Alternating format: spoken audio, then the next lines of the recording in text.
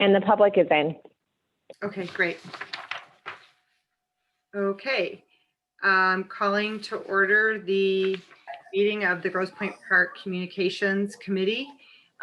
Committee members comprised of Council Member Ame Fluitt, Council Member Darcy McConnell, and myself, along with City Manager Nick Seisland. And we also have Assistant to the City Manager Leah Smith. So we will, as a standing agenda item, open the meeting with public comment. So I will turn this over to the City Manager and Assistant to the City Manager to field any public comment before we begin the meeting. Okay, well, thank you, Councilman Reed. I don't have written public comment. Leah, do you have any public comment in the queue?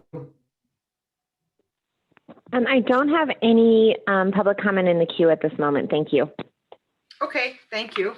Then we'll move on to our agenda, starting with our first agenda item, which is expanding use of Nixle.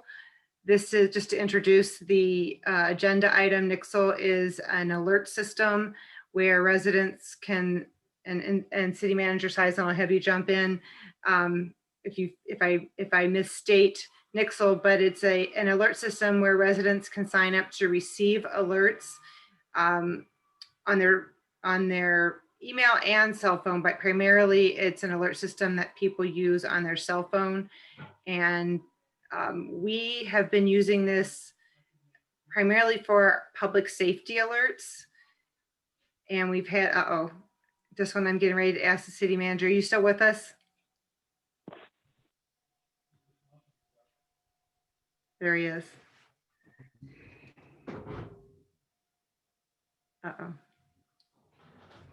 I'm going in and out, Larry. I'm going to change rooms real quick. So give me a second if you want to go ahead. Okay, well, then I will start the discussion with the committee members because this has been, and I'd like to welcome Councilmember McConnell. She's a new member to the committee, but Nixle has been a topic that we've covered in prior committee meetings. So while our city manager is getting hopefully good internet service, if the committee members would like to weigh in on their thoughts on use of Nixle and how we can expand it and feedback they've been receiving from the community. Councilmember Fluitt. I think overall we need to expand it. I know we had talked about there was a higher level Nixle package or something that we had talked about sometime in the past that was going to cost a little bit more money. And I think we should talk about that again because I think I'm signed up for alerts from the city and the park. Both. The city seems to utilize their service a little bit more than we do.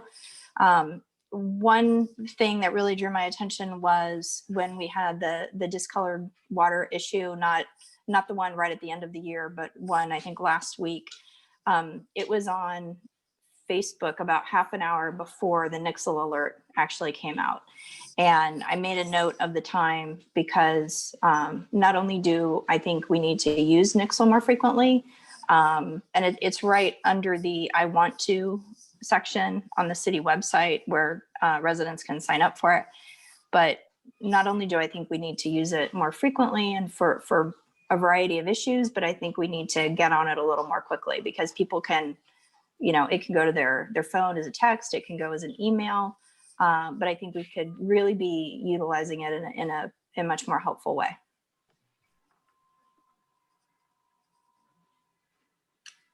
Councilmember McConnell, do you have anything to add? Go ahead. Yeah. I was waiting for you to call on me. I'm sorry. So yeah, is there additional cost if we expand it, and how much? And I think, Leah, if you can address this, please do so. So I don't know for sure the amount of money. I know for right after COVID hit, that was right after I started with the city. Probably 3 months after that started, Nixle announced that they were no longer going to be a free service. And I know that that was probably one of the things that we talked about at one of my first communications committee meetings, was that it was no longer going to be free and it was going to be a cost. I know that the city has purchased a license. I can tell you that I do think it is, I don't want to call it the basic license. I'm not familiar with the different tiers. I believe it was about $5,500 annually for the texting and the emailing. Nick might have additional pricing on increasing the service. I can tell you that right now, because it's mostly utilized by the public safety department, I don't know if there's a cap on how many messages or how many emails we can send a month or a week. I don't know if like it's a flat, you pay this and you can send as much as you want, or if we get charged. We can definitely find that information out. I will tell you what we try to do now is we're trying to coordinate when we are posting the local alerts on Facebook that Councilmember Fluid was talking about and the Nixle alerts. We try to get them completed at the same time. That doesn't always happen. And so we are currently working with our public works supervisor and water department supervisor to make sure that they are both trained on how to send out Nixle alerts, because right now what happens is if we have a water main break, they'll call me to tell me so I can tell everybody in the office, hey, people call, this is what's going on. I post it to Facebook. I try to get a constant contact email out. While I'm doing that, the Public Works Department is working with the Public Safety Department to get it out on Nixle. So what we're trying to do is we're trying to cut out them having to go through public safety and being able to access the service themselves and being able to send out their own notices. Yeah, that was just for commentary. That was something that we had talked at one of our earlier meetings, and it may have been right at the beginning of COVID, was having more than one authorized user within the city administration. And I think we highlighted the two main departments would be public safety and public works. I don't know, it just occurred to me today because there was a constant contact email that went out about the closure of the Lavin Center because of a power outage. I don't know if that would be an added layer to have that, but alerts from Parks and Recs might be a consideration, but the two primary ones were public safety and public works. And I know Councilmember Fluid had something to add. Yeah, I wasn't done, but. Oh, I'm sorry. So I just wanted to say that, obviously I think it's important to try to use as many vehicles as possible to communicate, but I certainly am going to be mindful of cost and spending. So, so it sounds like this is what was sort of in progress already, but so it's not really a true expansion of it. Am I understanding that correctly? Specific to DPW and public safety, or are we talking about expanding to all other city departments? Let's have the city manager weigh in. You probably missed some of that conversation, but I think it's a carryover from one of our earlier communications committee meetings where we discussed using Nixle alerts beyond public safety, and in doing so, having additional authorized users, so there wasn't a chain of command to get something up that was of more or less an urgent nature, like a water main break or the discolored water situation that we have, or a gas leak, something that we don't want, 3 or 4 phone calls before an alert like that can go out on Nixle. So that was part of the discussion. And the concern is, does that cost us more to do that, to have more authorized users? Yeah, so I'll adds to the cost. I'll explain the best I can, and I do apologize. AT&T had internet. So I believe to the council, I'd have to check. A couple months ago, we might have had actually in our finance report, we did purchase an expanded use of Nixle because Nixle was no longer a free service, and I believe that cost was close to $5,000. And so we did approve of that charge. And so I believe authorized users, you're allowed to have 5 users. Otherwise, after that point, you do have to pay for more users with that service.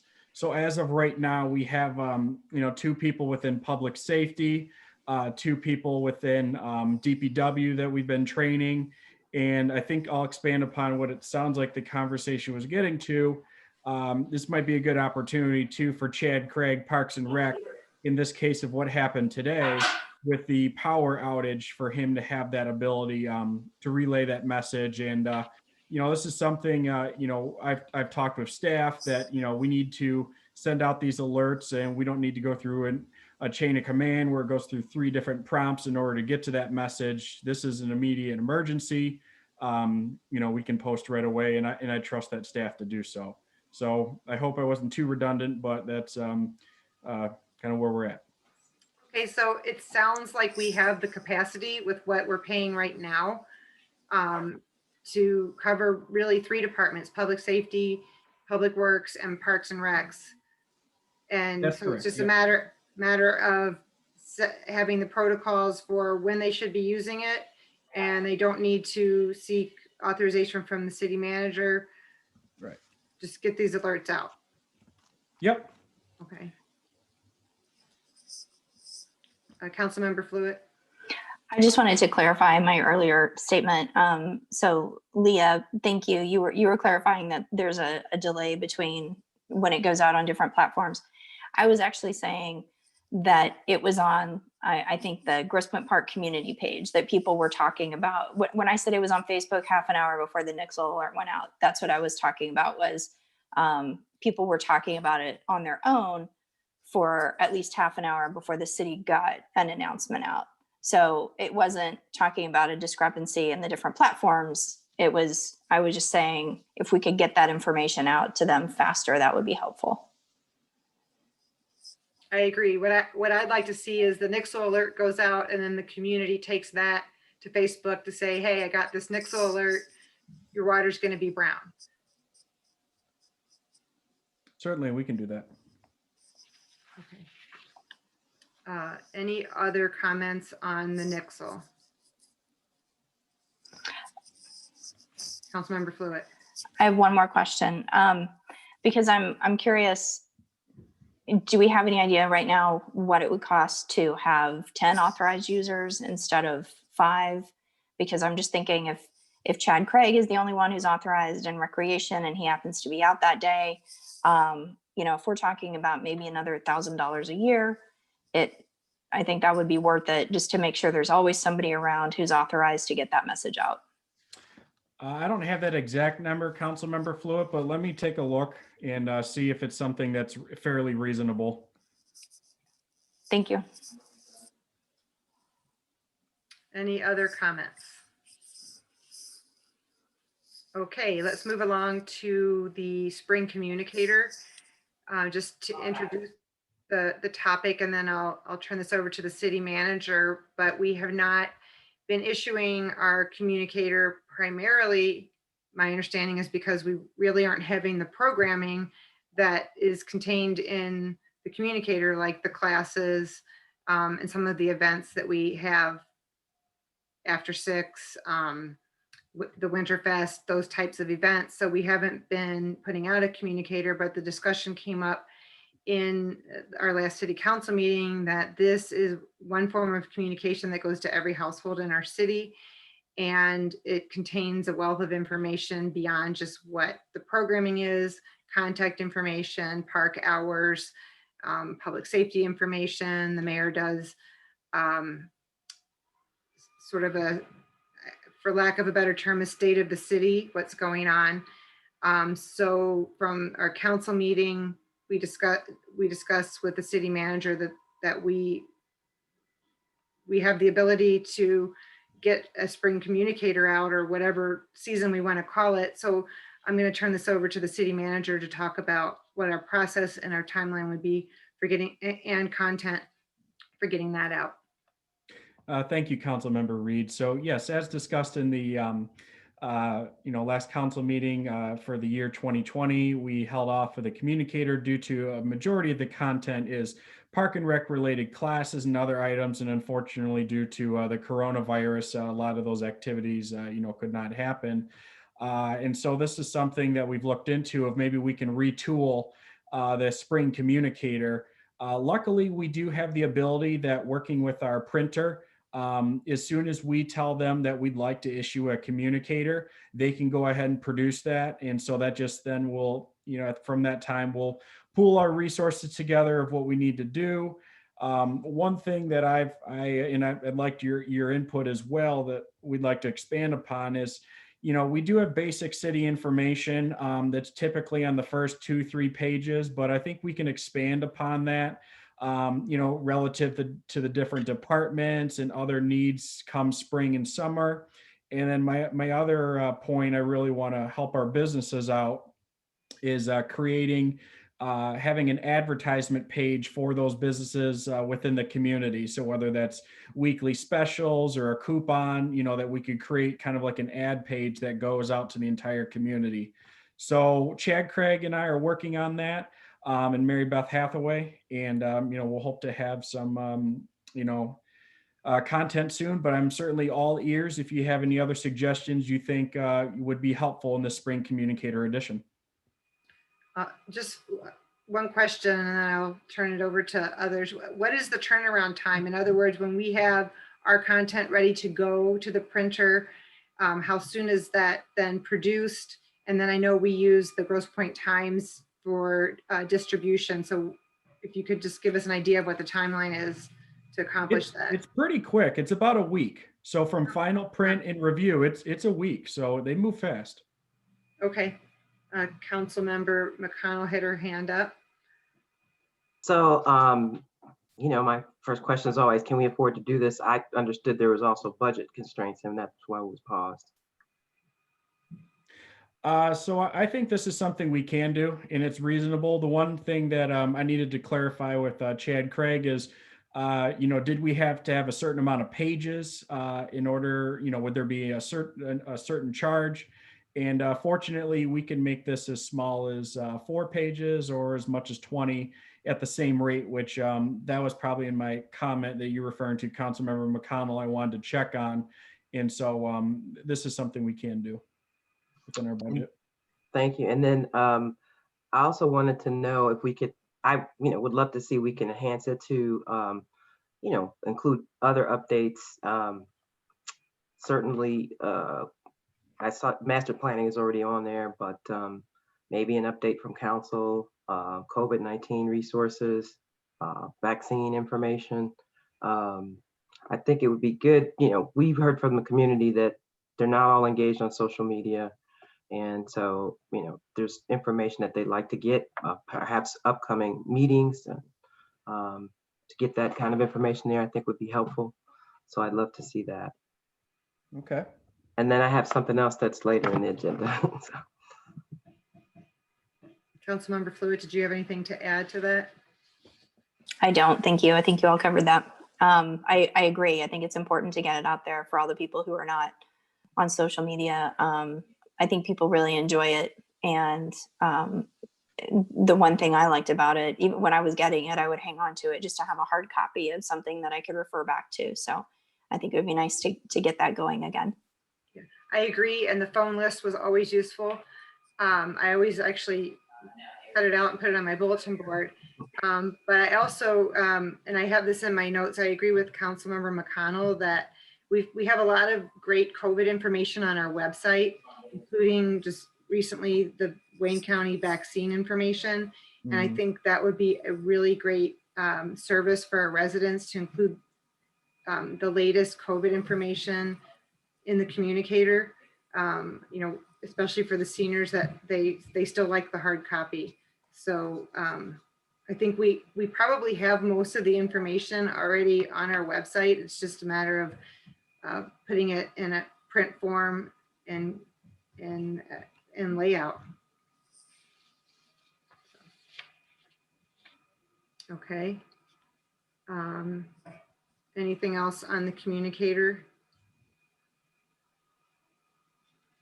Okay, let's move on to business communications. I I'm going to turn this over to the city manager for a bit, but one of the communications committee topics that we've been discussing over our last few meetings was creating a business email and contact list so we can easily communicate with our businesses. And I think COVID really illustrated that need. And then sort of to piggyback on that was some type of Grosse Pointe Park Business Association where we had some key point people. When we have events, to get the businesses to buy in, or for the businesses to tell us, you know, what they would be interested in terms of events, or how those events are, how they play out. So the city manager and I have had some discussion, so if he can give us an update on where we are on that, and I know the other council members have some things to add as well. Okay, thank you. I'll just touch on it a little bit, and then I'll let Leah take the lead since she's really been working on this for me. And so thank you, Leah, for that work.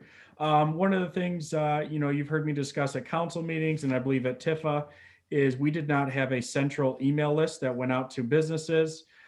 This was something as a priority to issue out these fast communications, especially regarding grants, loans that are coming from the state and from our own community.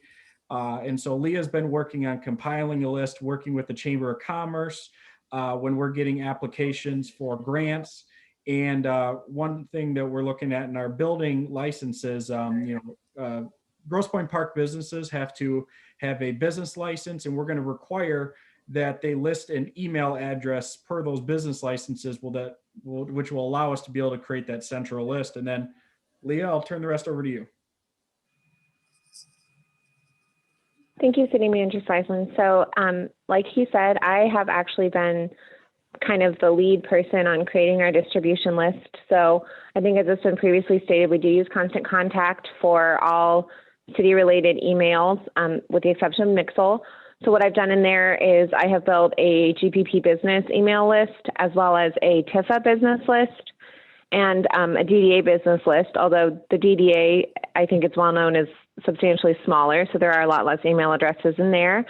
And so what I do is, when we have grant information from Michigan Economic Development Corporation, our grant programs, any updates on the payroll protection programs, I send those out through Constant Contact to the email addresses I do have. Some of the email addresses I was able to get from the Chamber of Commerce. Unfortunately, their system, it's really difficult for them to just send a list of emails. So what they were able to get me, I was able to compare to what we already had. Some of the email addresses I did pull from city or business websites. And we actually do have a couple of businesses in Grosse Pointe Park that do not really have any type of website or social media presence. And probably the two most prevalent ones right now are Excalibur Park and Rustic Cabins. I do have a good phone relationship with the owners of both of those establishments. So I do call them and make sure that they're aware of what the city is doing. I will say too that Joe Habecca, who is the owner of Belding Cleaners, has also been in contact with Nick and myself about assisting with the relaunch of the GPP Business District. And so that's in an early conversation for us right now. I will also say, with the new board members on the TIFA board, they have been extremely helpful with getting the word out on the grant program. I have had some new businesses apply that did not previously apply. So what I would say is, if there are businesses that you talk to who for some reason aren't getting our emails or aren't getting our updates, please have them email Nick or I, or just the TIFA or the DDA email addresses, and I'll get them added, because I try to send out information as frequently as I can to keep them up to date. Okay. Thanks, Leah.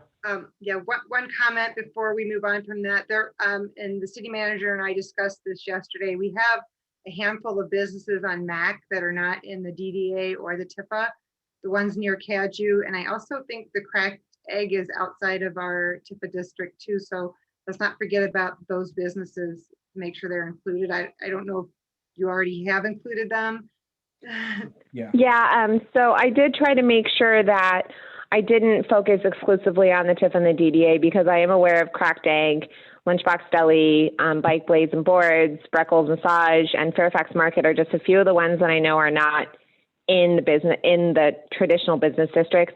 And so that's why we have the 3 email lists instead of just one, because I would hate for them to get information about a program and then apply and have to be told, oh, I'm sorry, you don't qualify because your business isn't in that area. So yes. Thank you. Councilmember McConnell, you had your hand up.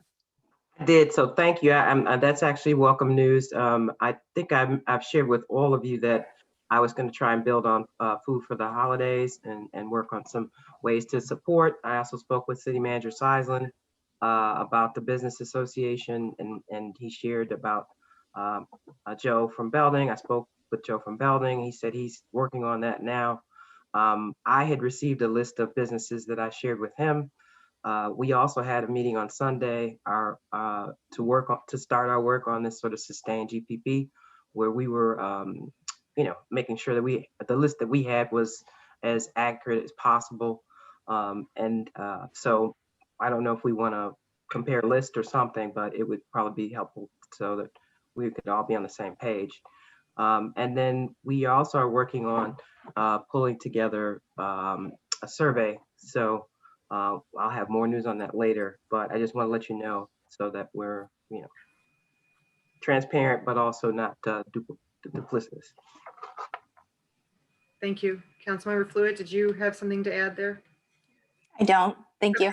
right. I think it's important and useful, and we should continue working on this. But no, I don't have any questions. Thanks. All right. Okay. All right. Moving on, the next item on the agenda is the timing of social media messaging. And we just talked about the city manager and I did, and I'm going to turn this over to him, but making sure that we get the most impact of our messaging by not sending out messages too close in time to each other. So our audience has a chance to digest the information on a more protracted period of time, and those messages have more impact. And I do believe that the city manager and the assistant to the city manager have been working on that issue. So. Okay, thank you, Councilmember Reed. So yes, as you and I discussed, it was ironic that this agenda topic was on there because we had issued, I believe, and Leah can correct me, I think in one day we might have had 3 or 4 posts, which it can be quite overloading. And sometimes those important messages are, might be set aside. And so we discussed the need to create a system with our Park and Recreation for timing of that. So we can know that, we're going to have 2 posts a day, no more than 3. Obviously, if there's emergencies, that, changes everything. And so this is something Lee and I have just been discussing, and then Councilmember Reed brought it up, and it's a good topic. And Leah, I'll let you do the rest. Yes, so it is funny because Nick and I just talked about this because I think there was a day where there was, I think, maybe 5 posts in one day. And I think it was one of those days where we had administration and Parks and Rec had a lot of stuff to get out. And so I think that we just posted and I didn't look ahead of time, I'll be honest. And I don't think they did either. And so like Nick said, we're trying to figure out the best way to implement kind of a schedule because we do have set items that we post, like meeting notices. And now that most of the board and commission meetings are set for 2021, it's going to be easy to work out a calendar for when we're going to be posting those meeting notices on the Facebook page. One of the nice things is when we do the local alerts. Now, I will say that my experience on the local alerts as a resident is a little bit different because I'm also a page administrator, but my understanding is that does go to the top of the page, like right under the pinned post, and people will get a notification. You don't have to be subscribed to our page to get the local alerts. And so those are the emergency posts that we're talking about. And that's what we've been utilizing when we have the water main breaks, or sometimes there'll be a COVID-19 update. When I shared out the vaccine information, that's how we marked it. And so I do want to be careful that we're not oversaturating people because I want our Facebook page to be informative, and we want to share a lot of relevant information for businesses and residents at the same time, being mindful of they see a lot of content in one day. And we don't want somebody to forget about something because it got buried 4 posts in and they missed an opportunity to attend an event that they wanted to go to. And so it's an ongoing effort. I will say right now, I believe that we have 5 people who can post to the Facebook page. So it's going to be a joint effort between all 5 of us to make sure that we're aware and conscious of when we're posting and what we're posting. Thanks, Leah. Councilmember Fluid. I have, I think, 3 things that I wanted to ask about as it relates to Facebook, and I'm far from a Facebook expert, but I thought I had seen something a while back that they now allow you to do timed posts where you could go ahead and get all your posts lined up for the day, but not actually, you could get them all organized and time them so that you could wash your hands of it and be done with it, not have to think about it, but that they would post it at separate times. So, okay, so you're nodding your head. Yes. So you're aware of that. What about making, and the dog, what about making for certain meetings? I'm trying to think if there would be any other events where we would want to do this, but would we be interested in doing actual Facebook events where people would get reminders about a meeting that's about to take place?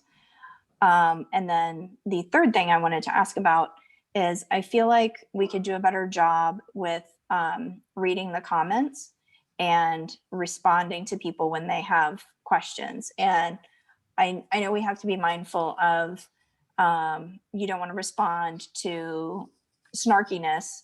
You don't want to get into a back and forth with anybody. But there have been people who have needed clarification about one thing or another, and they don't always get a response because those comments get lost. So I'm going to mute myself now, and those are the 3 things I wanted to ask about. Okay, I'll mention it, and Leah, feel free to jump in afterwards. So one thing that Leah and I brought up, and Councilmember Fluid mentioned it, was responding to Facebook comments. Certainly, we have to be very mindful depending on what the content of the question is. And I think something that I discussed that I'd like to put on our about section of the Facebook page is establishing an expectation of when residents may be able to receive a response from the city. Bearing in mind, obviously, we do have other, responsibilities and such, and we're going to do as best as we can to respond to that resident. And even if we don't have the response that's appropriate, whether Leah doesn't know the answer or Park and Rec, that they'll know the right message to be able to say, please email citymanager@grossepointpark.org for clarification. And so that's something that we've discussed, but something I think that's reasonable is at least within 1 business day or 2, possibly. So I definitely don't want to set a precedent that we're a couple hours and go past that, but I think 1 day is reasonable. 2's kind of pushing it a little. I forgot your second point. I apologize. We actually about just talked about it today, Nick. Sorry. We just talked about it today about Facebook events. Oh, yes. Thank you. So one of the things, it was actually a great comment. Somebody asked us, could you make the master plan visioning session event? So, absolutely. Yeah, let's make it an event.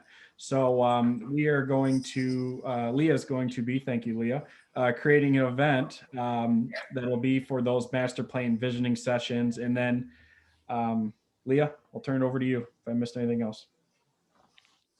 So to just touch base a little bit further on the event posting. So we did talk, every time I post an event that has a date or a time associated with it, I get a little prompt that says you want to create a Facebook event. And so Nick and I talked about, using discretion with that setting. We struggle with any type of board or commission or council meetings, mainly because we don't want to give people the false impression that those are going to be Facebook Live events and be streamed onto Facebook. But we do feel like probably moving forward for important community events like the visioning session, And I know that before I started, there was the coffee with the city manager events, like more social-based events are probably ones that we're going to be creating events for. I also know that Parks and Rec has used the Facebook events in the past, and my assumption is they're going to start using those again. And then to touch base again on just responding to comments. So I've also been looking at some other city pages to see what their about section is. Some of them have a really clear guideline about responding to comments and some of them don't. And so it seems like Nick is right on about the standard on most of those pages is 1 to 2 business days.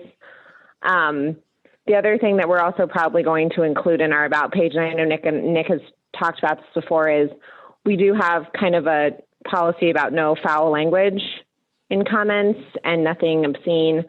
And we do have the opportunity to hide those comments, but just making sure that freedom of speech it's tricky when you get into social media and freedom of speech and finding that balance. And so that is something that I know we're working on for our about section as well. Thank you, Leah. Councilmember McConnell. Yeah, I was just gonna say on the events though, I mean, you have to put a description, so I think you can distinguish that it's not a Facebook Live event, particularly if it's got Zoom info and all that. So it may help keep people aware, or you know, because those things ping up and will continue to remind other folks too. So it really is a good way to elevate. So. Oh, and I was just going to mention, since we brought up the master plan visioning sessions, that while we're meeting now, Jefferson East is having a Facebook event on their master plan. It's they're reviewing their plan.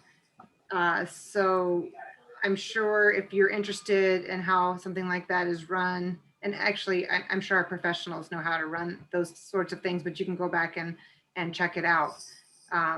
But I think, you know, we get a lot of participation at our council meetings. I think we would probably do the same on a session like that.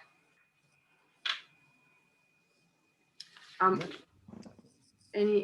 had one other comment on the social media messaging, and this sort of ties in with our business communication, but that would be partnering with the business community on messaging. So whether we're highlighting businesses or, you know, inviting people to come to Kercheval, come to Charlevoix, come to Mac. So, you know, tying, you know, once we have that email list set and we hopefully have a business association, our social media page can also help promote our districts that way. So. Any other, Councilmember McConnell? Sorry, that was also part of our discussion that we had on Sunday. So we did have a really great brainstorming session about a number of different ways, but I'll just mention one that came up, I think from Russell, that, you know, he mentioned that like St. Clair Shores has a, you know, dining in St. Clair Shores, for example. So, you know, we just talked about different ways we can emulate things like that as well. So. Great. Okay. All right, if there are no more comments, we will move on to website consolidation. And hopefully the committee has all had a chance to, before this meeting and maybe over the last few months, navigate on the website. And the city manager and I have talked about, it's it's just about a year now since we've launched the new website. That's correct. And it's a vast improvement from our prior website. But there are still some navigation issues. So we've talked about working on improving the user experience, making navigation easier, and finding the information. So I'm going to turn this over to the city manager because we had that discussion and he had some thoughts about some consolidation we can do with making it less wieldy, because sometimes when you click on departments, there's a whole page of so much information. It can be a little bit overwhelming. What am I looking for? So with that preface, I'll let the city manager talk about our website. Okay, thank you, Councilmember Reed. So yes, it's been about a year. It's been a vast improvement since my time with Grosse Pointe Park. This is our third website This is a significant improvement, but there's always work to be done, and we can certainly improve upon this. One of the things that I really want to work more focus on is the ease of navigation regarding to I want to. There's a section on our website right now that, you think right now, like, I want to reserve the Tompkins Center. I want to get a permit. I want to, how do I pay my taxes? This section to me right now is something, looks like Leah's sharing it for me. Thank you, Leah. That this actually is a lot more helpful. Thank you. So There we go. right, so right now we're building upon this section. Obviously, there's certain areas here that we want to try and clean up more because, as Councilmember Reed kind of stated, we do have sections where we might actually have the same thing 4 times or 3 times, and so there's a real big need to consolidate that. And I'll say it again. Tompkins Center Rentals is one of those as a fair example. And so this is something that continuously every day, Leah and I are finding little things that we need to edit or adjust. And so we're doing our best to try and look at it from we're so used to it as city employees, but we also could really use your assistance in regards to what would be the easiest way to navigate and find information, or what is it that we're missing that you're hearing from the community that you can't find. And so, Leah, do you have any other comments on that? I don't really have any other comments at this time. I will say that when I first started and we were all working from home, one of my big projects was trying to kind of consolidate and make the department pages a little bit cleaner.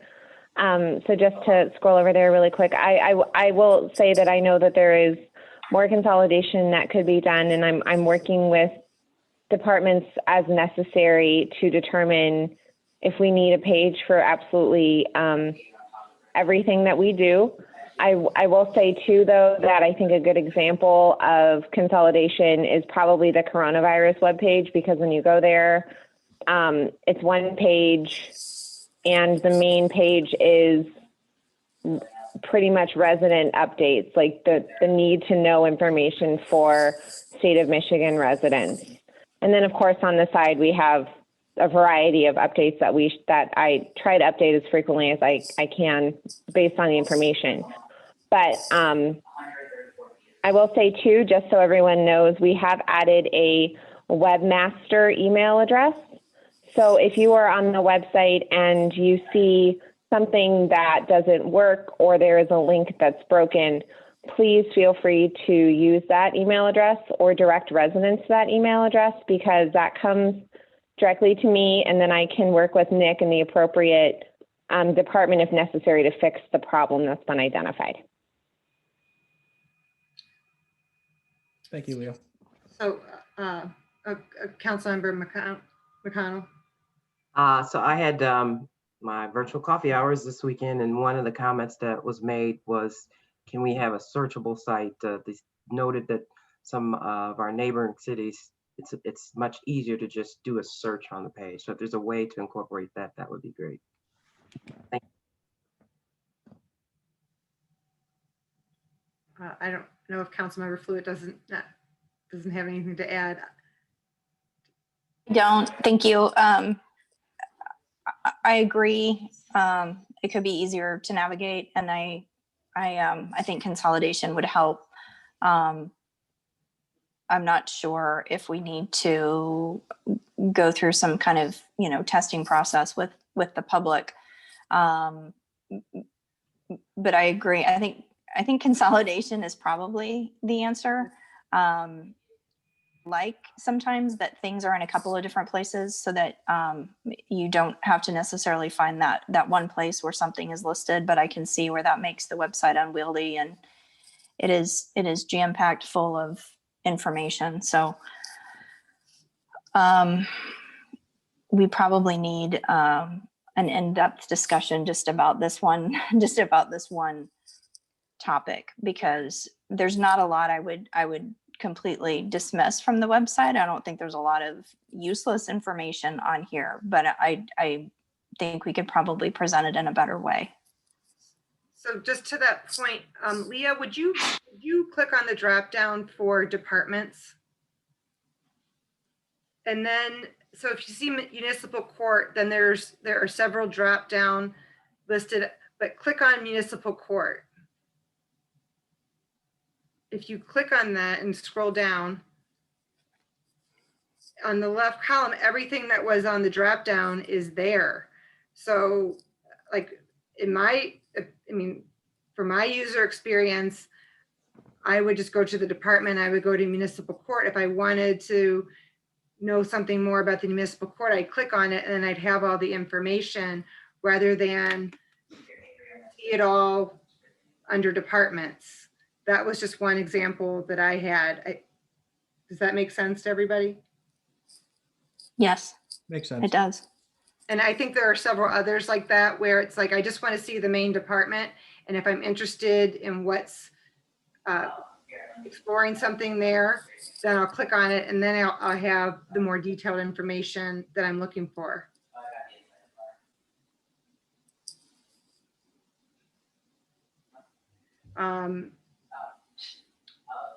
We also had, and I think the city administration has done most of this now with updating the website with the commission, committee, and board descriptions.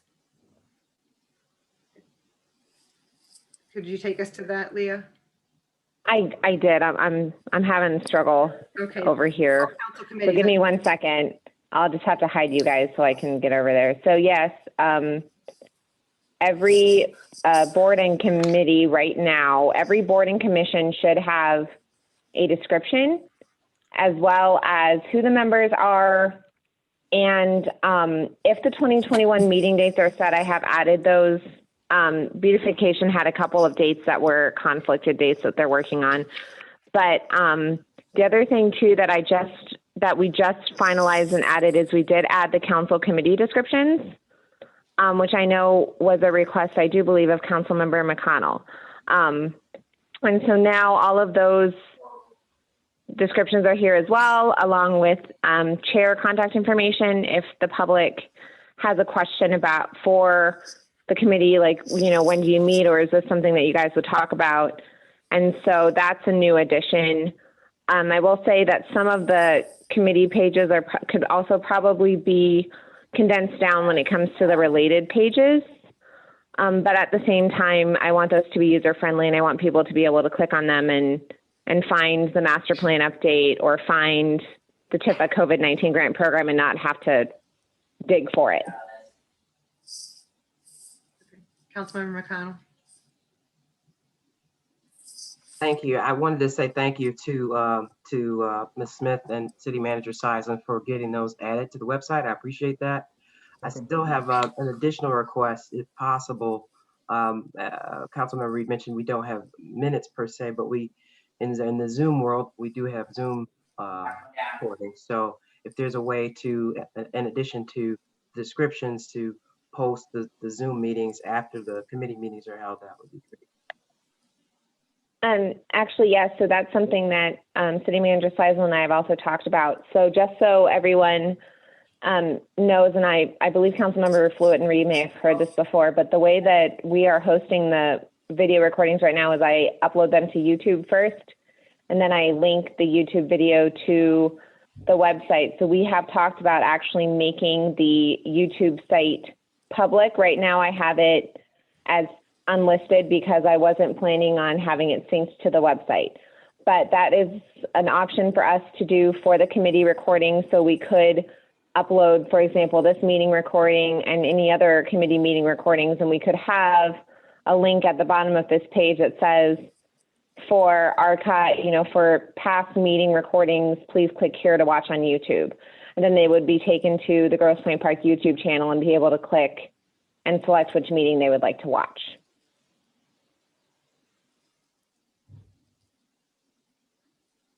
Thoughts?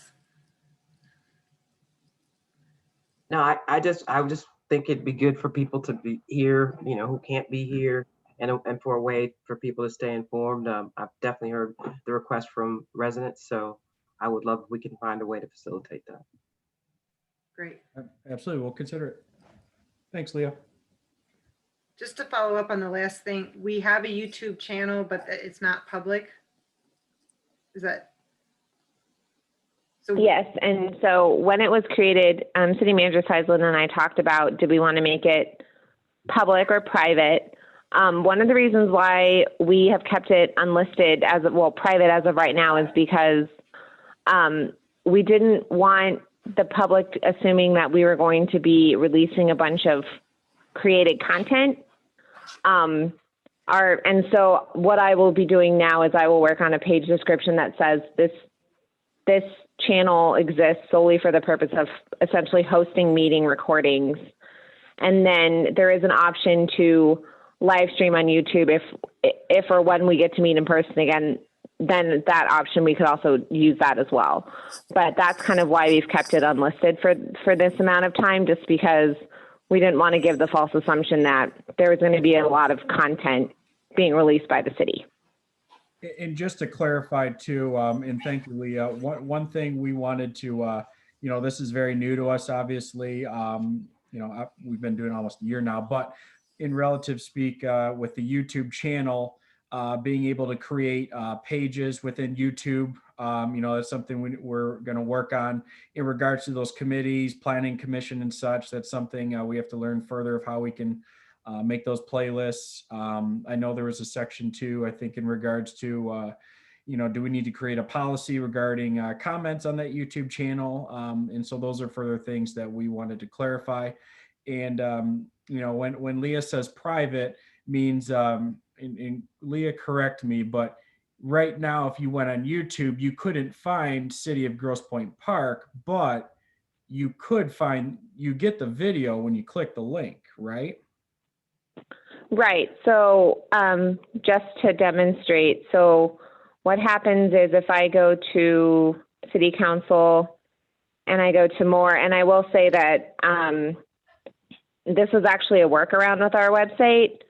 And so if I click play and then I click YouTube, it will take me to the YouTube link. And so the way that we have it set up now is anyone with links to videos can watch the video, but they can't search for it. And then if you go here, you can find our video, but our channel, but the only way to find it is from the video itself. And so that's why it says right now that the channel doesn't have any content. It has content. It's just all marked as private right now.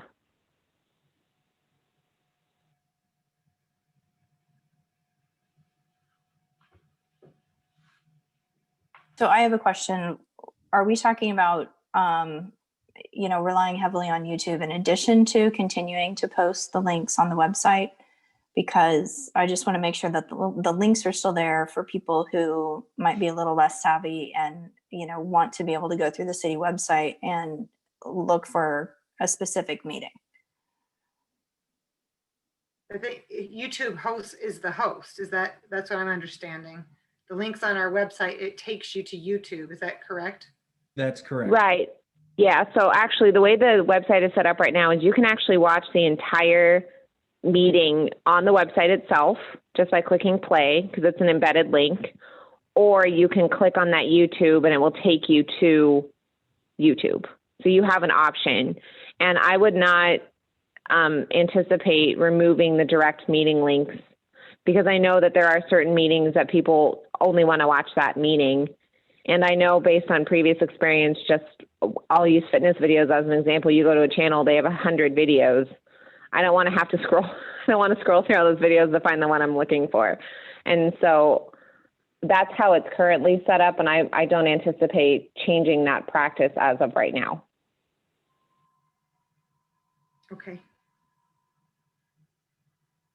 Any other questions or comments on the topic of, it's really our website, but any other comments on our video meeting links or anything else on the website? I think one thing I had mentioned when we talked, the last meeting where we talked about this was, and again, I don't know if this is something we need an entire meeting dedicated to, but that I felt the banner in the middle might be a little redundant. If you look at it right now, it scrolls through meeting agendas, document center, Lavin's sign up, just as a way of cleaning it up, that you've got your banner, and then right under that, you've got public notices, which also scroll. And then you've got the calendar, which I think is helpful. And then after that, you've got quick links. So you've got 5 different things on the homepage, I think, that are meant to draw your eye and be kind of, get you to something, to some content quickly. But I feel like that's a little bit too much. That was just in my notes from our last meeting. One thing I can comment to that, Councilmember Fluid, I've expressed, and same as Leah, to our website revise, that, in some ways it is a little clunky, and actually now that Leah's on this section, this on the left-hand side, the quick links, this is what we'd actually like to change, per se, to have up more at the top, because this would be easier for you to just be able to type in, what you're looking for, rather than having it buried all the way in the bottom. I do believe that next year we get a free revision as part of our contract with Revise. And so this would mean we could have a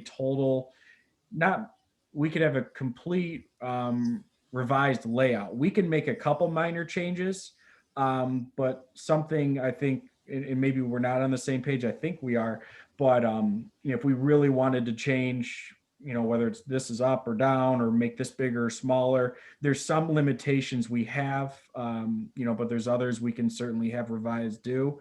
If you have specific suggestions too, and I apologize from our last meeting, certainly send those to Leah and I, or just give us a call, and we'll see if that's something we can do.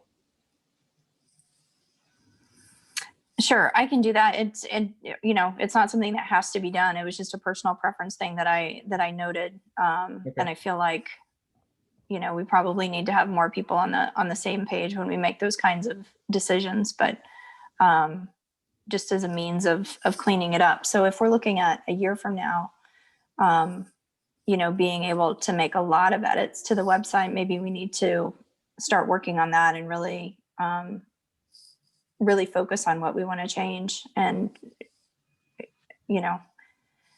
soon give ourselves plenty of time to sit down and really pick apart the website and decide what those changes are going to be ahead of time. Per this, Leah, write down, let's take a look and see when that revision can be done, when our next date is. Thanks.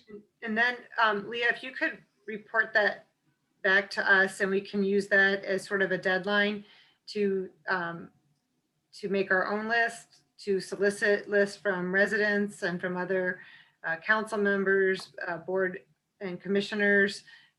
We have lots of different, even vendors. I know when, we hear from people who are contractors who are looking to pull a building permit, things like that. So if you can communicate that date to us, and we can work backward from there and kind of create a compilation from as many people as possible, so we get the most bang for our free buck there, that would be great. Thanks, Leah. Okay, any other comments on the website?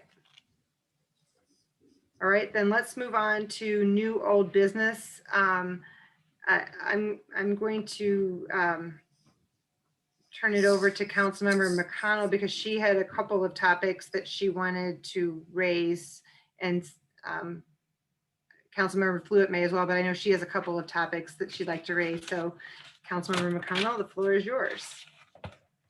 Thank you. So I'll just do both of them if I understood what you're saying. So it's a good segue, because we were just talking about getting feedback about the website. And I know I've talked to a few of you about this, but I think it would be great if we could do a communication survey, including it in the next communicator, to gauge how people get information, how they want to get information. We could get the feedback on the website, all of those things. And so that way that we can know, do we need to expand Nixle? Do we you know, is it the paper, you know, whatever it is, we'll have a better sense and it can guide our decision making a little bit better. So I'm happy to help pull that survey together. I've done it several times. So I put that out there as a suggestion.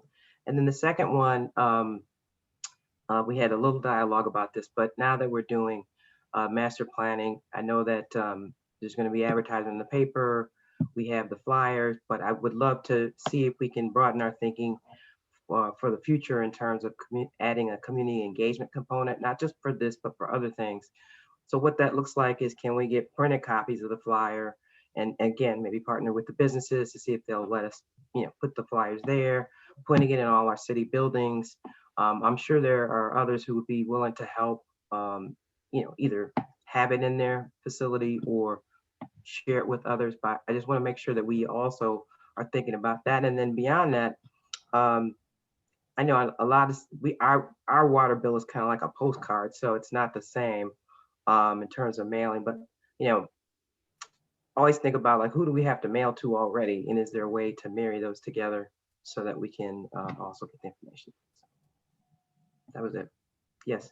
I'll try and work backwards from your comments and help me out if I miss anything. But we do have the ability, I believe it might only be like a sentence or two on our water bills that we can add, you know, if there's a special message. So that's certainly something we can look into. Councilmember McConnell, I know I've used in the past, and I'd be curious your expertise, but have you used SurveyMonkey or Qualtrics? I've used those platforms before. I didn't know if you had a preferred one you think that we should explore for such a survey. Well, again, I remember I want something in a communicator too, right? So it wouldn't just be a digital mechanism. But yeah, I've used SurveyMonkey before. So. Okay, and then you mentioned the communicator too, correct, for the master plan. That's something we'd like to add into. And I've actually been in touch with Amy Chesterton of our Planning Commission in regards to further outreach in areas that we can advertise the visioning session as well. We're putting in the newspaper, in the Grosse Pointe News and CNG, the ad that is out there right now, including a press release that's going to be shared in the newspapers right now. So that's from city administration we're working on right now. And so just want to provide all that. No, I think those things are great. I just also think that there's still, I'm talking about like sort of door to door, for lack of a better. Yeah. Having physical flyers in businesses, in buildings where people may go to, you know, maybe it's the Kroger, maybe it's the cleaners or whatever it is. So I just wanted to see if we can do a little bit of that outreach beyond sort of beyond the mail and beyond the digital. So. I'll take some with me, and I'll go to a couple restaurants and places if anyone else wants to go too. But no, that's a great idea. Thank you. Okay. I think that Councilmember McConnell's comments also covered advertising the master plan beyond, she's talking about, well, that was the master plan, but you were also talking about ongoing community engagement. Do you feel like you've covered that, or did you want to add something more to that? Just the concept beyond that I just detailed. Right. Okay. Yeah, I think it's self-explanatory. Okay. The other thing that I added in terms of new or old business is just our internal communication with especially our appointed trustees and commissioners, with making sure they have all the communication tools and the information that goes with their respective boards or commissions. So like, for example, for TIFA, the development plan, the bylaws, any relevant state statutes, local ordinances.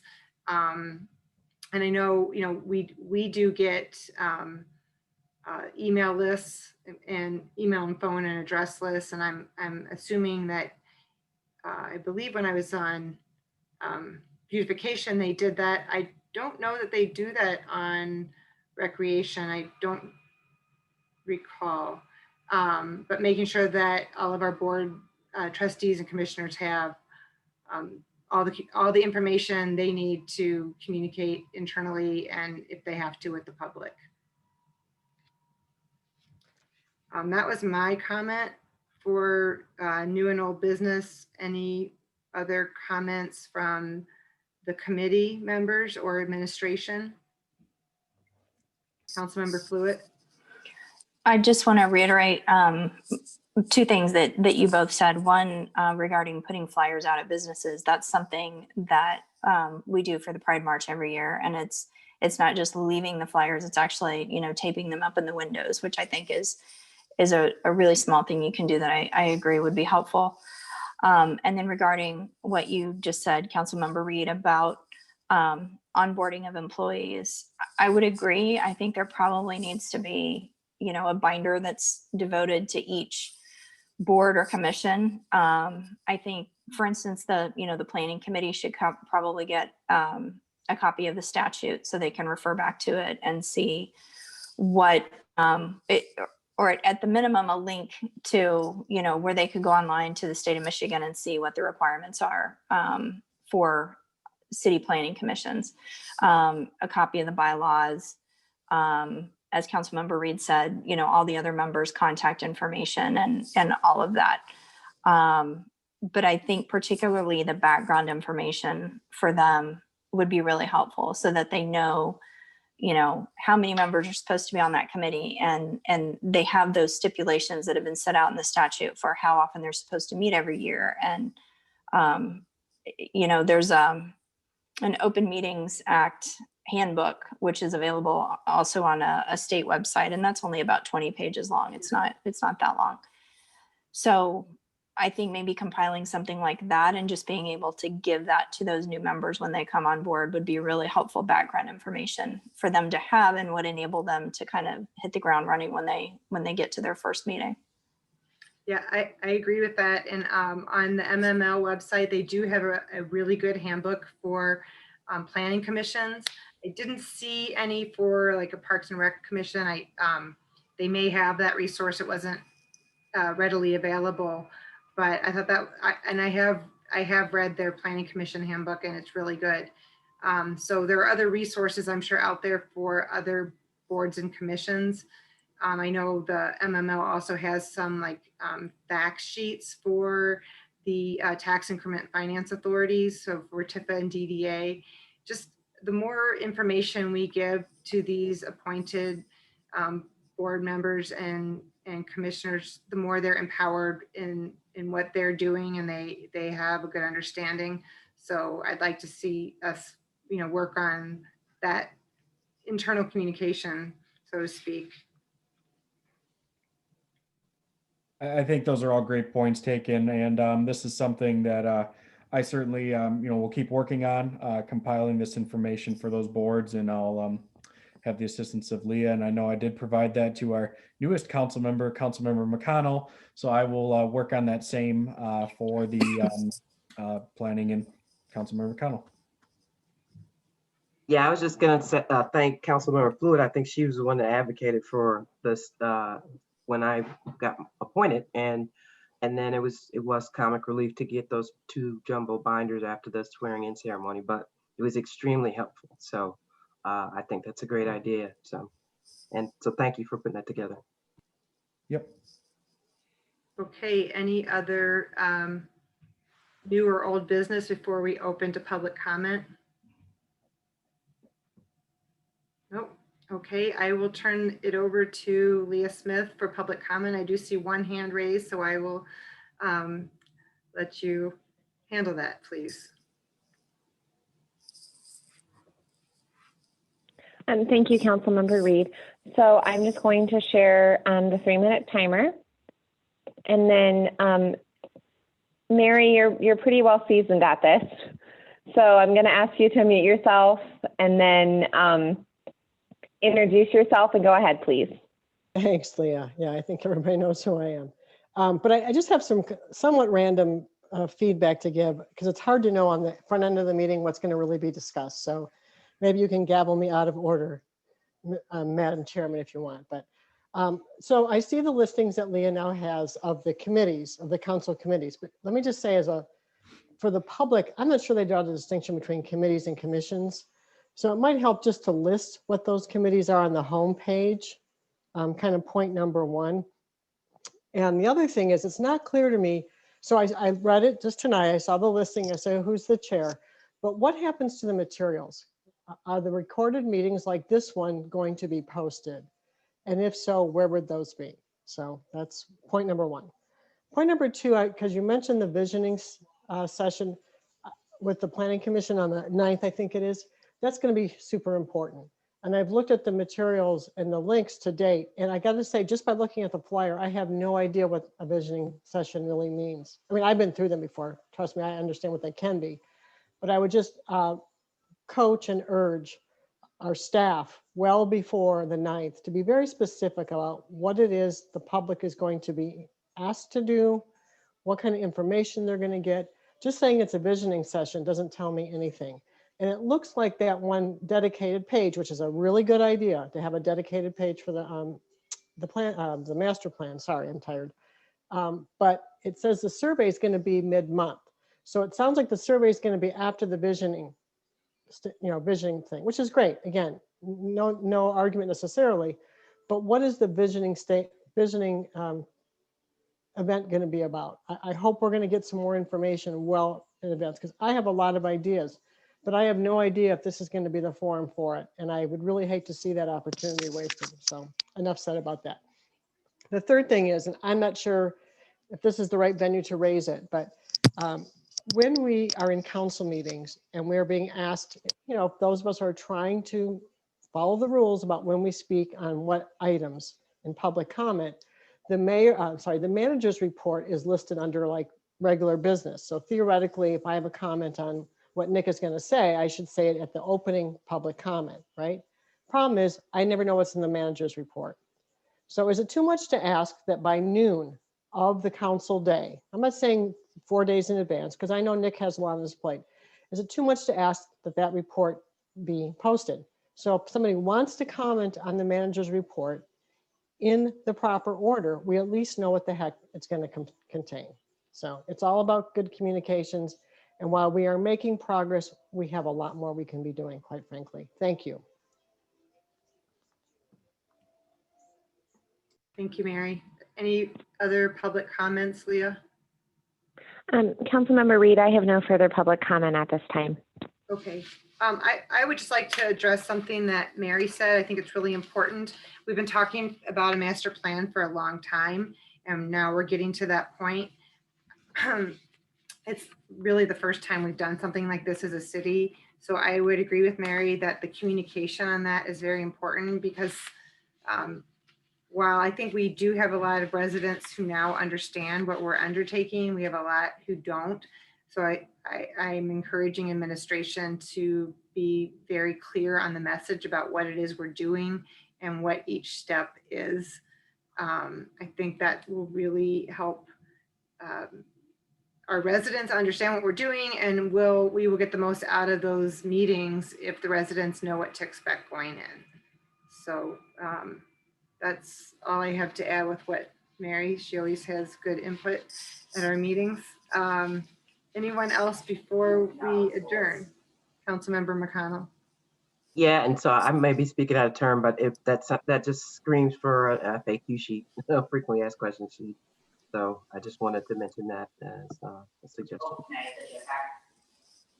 Okay, Councilmember Fluid.